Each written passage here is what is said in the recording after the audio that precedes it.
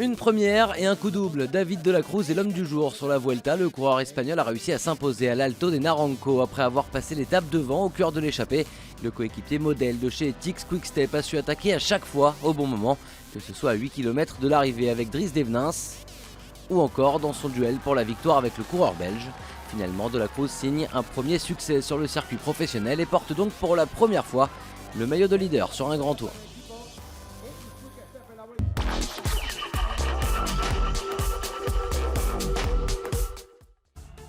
Après la prise de pouvoir de Nairo Quintana, la 9e étape continue de donner la part belle aux punchers grimpeurs. Un départ de Cistierna 164 km avec 4 ascensions répertoriées au programme, plus une arrivée au sommet de l'Alto del Naranco.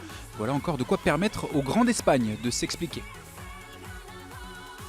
Un départ comme à l'habitude rapide très tôt, 12 hommes prennent les devants, une échappée de costaud avec notamment l'espagnol Luis León Sánchez ou encore le français Alexandre Geniez, déjà vainqueur de la 3e étape.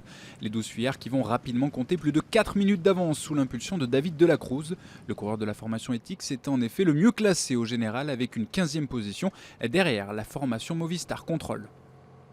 Un habitué des longs raids, Thomas de Gendt décide de fausser compagnie aux échappés dans la 2e ascension du jour. Le Belge de la Lotto qui en profite pour s'emparer virtuellement de la tunique de meilleur grimpeur. Mais à 29 ans, de Gendt n'est pas un novice, il sait que pour aller au bout, il aura besoin de soutien. Et le voilà qui attend le reste de l'échappée. Le final est accidenté, les attaques se multiplient dans le groupe de tête, dans l'avant-dernière difficulté du jour. Le Belge Dries Devenins et l'Espagnol David de la Cruz font le trou au sommet, les deux hommes profitant de la mauvaise entente dans le groupe de contre. Le duo qui attaque l'ultime ascension avec près de 40 secondes d'avance, cela sera suffisant. Dans le dernier kilomètre de la Cruz accélère, Devenins ne peut suivre et voilà le coureur Etixx Quick-Step qui vient offrir à l'Espagne sa première victoire sur cette Vuelta et par là même récupérer le maillot rouge de leader. Oui, car derrière, le peloton des favoris est à la traîne, on attend même les 500 derniers mètres pour s'expliquer.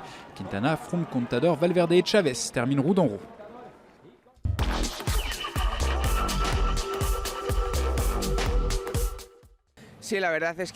À vrai dire, c'était l'objectif d'être leader, de lutter pour la victoire d'étape. Mais dans le final, je ne pensais pas à ce maillot de leader, car je voyais que j'étais très près, je pensais juste à gagner l'étape, même si j'avais vraiment un bon coureur avec moi, très costaud. Mais bon, finalement, j'ai eu les bonnes jambes, j'ai pu gagner, et prendre ce maillot de leader, c'est vraiment incroyable.